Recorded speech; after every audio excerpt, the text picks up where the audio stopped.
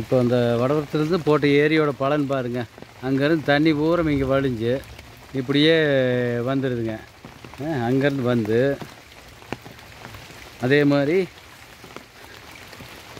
இங்கேயுமே மூர்த்தி செதுக்கி விட்டு அப்படி அதாவது அந்த இரவாரத்தில் விழுகிறது செட்டிலிருந்து விழுகிறது அத்தனையுமே இங்கேயே வரும்.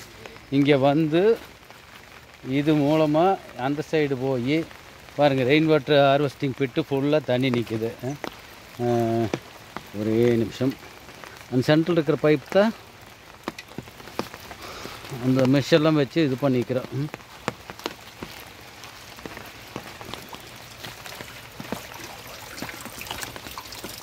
பாருங்க, உள்ள தண்ணி உழுகுது பாருங்க, தெரியுதுங்களா? சவுண்டு கேட்குது பாருங்க. அந்த எல்லாமே சைடில் இருக்கிற இது